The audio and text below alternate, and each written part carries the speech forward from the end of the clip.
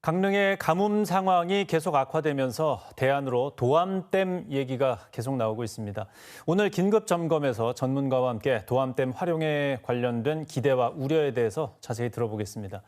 전만식 강원연구원 선임연구위원 함께하겠습니다. 어서 오십시오. 네, 안녕하십니까? 예. 자, 강릉에 재난 사태가 선포되고 또 국가 소방 동원령까지 발령이 됐습니다. 지금 인공적으로 대응하는 거는 뭐 더 이상 할 수 있는 게 좀 없다고 보여지는데 지금 가뭄 상황이 어떻습니까? 먼저 말씀드리기 전에 제가 이제 물 관련 전문가 입장에서 지금 물 부족 때문에 고통받고 있는 강릉 시민들에게 정말 죄송하고 조금만 좀 힘내시라는 이런 말씀 먼저 드리겠습니다. 지금 오봉저수지가 지금 이제 그 생활용수를 공급하고 있는 곳인데 어제보다 0.3%가 좀 낮아진 것을 좀 확인을 했습니다. 네. 근데 이제 지금 여러 가지 이 국가 소방 동원령으로 해서 총동원됐죠, 말 그대로. 네. 그래서 지금 하천수도 끌어들이고 또 상수원, 네. 상수도도 지금 공급을 하고 있는 상황인데 강릉시에서 지금 쓰고 있는 소비량 대비 공급할 수 있는 게 한계가 있기 때문에 계속해서 좀 당분간은 지금 이런 상황들이 지속될 것으로 좀 예상을 하고요. 네. 현재 지금 도암댐 비상방류 얘기가 나왔고 네. 타협이 된 것으로 알고 있습니다. 예. 하지만 이 시설의 안전 문제 또 그렇기 때문에 기술적인 문제들을 고려하면 앞으로도 2, 3주 정도는 좀 걸려야 도암댐물을 좀 공급할 수 있지 않겠나 하는 생각을 합니다. 예. 박사님께서는 그 도암댐 활용론에 대해서 어떻게 보십니까? 저는 20여 년 전부터 도암댐의 용수를 좀 활용에 대해서 제기했던 사람 중에 한 사람입니다. 이유는 우리 동해안 지역에 이제 다 비슷한 여건이지만 백두대간이 있고 동해안 지역의 지형적인 특성 또 특히 이제 강릉 같은 경우는 이 오봉저수지에 너무 의존도가 크다는 네. 것이죠. 대략 하루에 1% 정도 쓰는데 저수량에 그러다 보니까 한 달 사이에 막 20, 30%씩의 그러한 저수량이 막 변동을 하고 연간으로 보면은 굉장히 큰 변동을 보이는 것이 이러한 상황이다 보니까 가뭄만 있으면 쉽게 이제 물 부족이 일어날 수 있는 것을 항상 우려를 해왔죠. 그래서 네. 그 대안으로 이제 도암댐의 활용 가치가 굉장히 있겠다라는 생각을 늘 해왔고 주장을 해왔습니다. 예. 사실 도암댐 만들어진 이유도 유역 변경식이라고 해서 그 동해안의 물 부족에 대응하기 위해서 뭐 여러 가지 이유로 도암댐이 만들어진 이유기도 하죠. 네네. 그런데 이제 이게 큰 논란이 됐습니다. 수질 오염 문제도 있고 그렇죠. 예. 여러 가지 나왔고 뭐 정선 영월 지역에서도 이게 문제가 돼서 결국은 이걸 다시 활용하는 데 대해서 어떤 지역 정서에 대한 합의, 정치적으로 어느 정도 협의 이 두 가지가 좀 돼야 되는데 그 우려하는 부분들은 수온 그리고 수질 이 두 가지가 가장 크지 않습니까?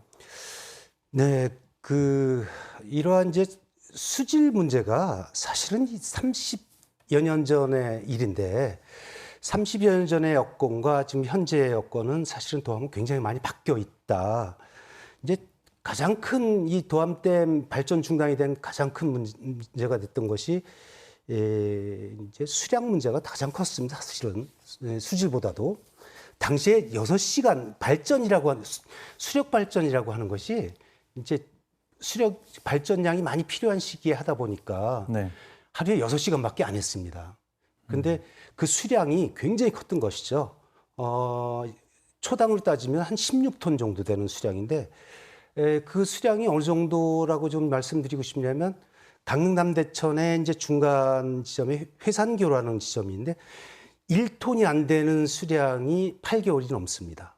근데 네. 16톤이라는 물이 말씀드린 것처럼 끊겼다가 흘렀다가 끊겼다가 흘렀다 하는 이거에 또 지금 말씀하셨던 이제 이 흙탕물이라는 것이 있다 보니까 강릉 시민들 입장에서는 굉장히 위화감이 컸던 것으로 좀 판단을 하는 것이죠. 예. 이제 그런 문제가 사전에 있었던 것이죠. 예, 사실 그 당시엔 난리가 났었죠. 네, 예, 그렇습니다. 네.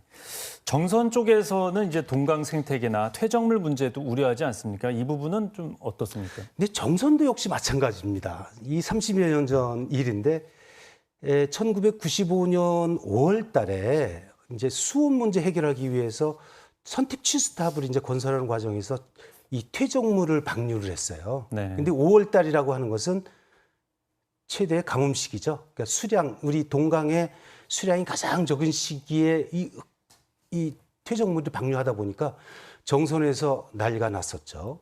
근데 그러한 이제 상수도에서도 문제가 있었고 주민들 피해도 이제 굉장히 있었는데 그래서 보상도 실질적으로 했고 네. 그런데 이 30년 전에 그러한 일들이 아직까지 그 인식이 정선 하류 지역에서는 남아 있다는 것이죠.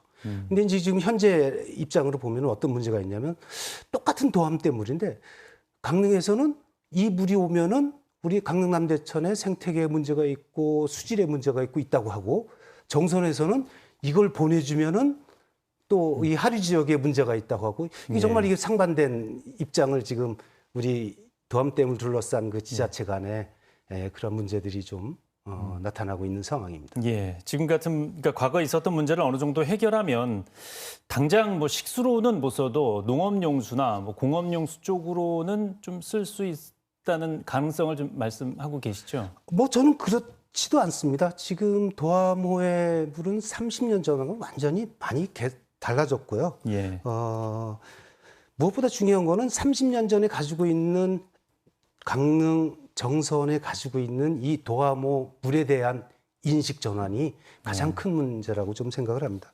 그래서 뭐 아시겠지만 우리나라는 이 물산업이 굉장히 세계적인 나라입니다. 물산업 중에서. 그래서 지금 이 물은 이제 과학적인 영역에서 다뤄줘야지 정치적인 영역에서 다뤄줘서는 절대 해결할 수가 없다라고 좀 생각을 합니다. 네, 이번에 강릉의 가뭄 상황이 이 도암댐을 어떻게 좀 판단을 해야 할지를 결정하게 해주는 것 같습니다. 네, 예, 오늘 말씀 여기까지 듣겠습니다. 예. 고맙습니다. 감사합니다.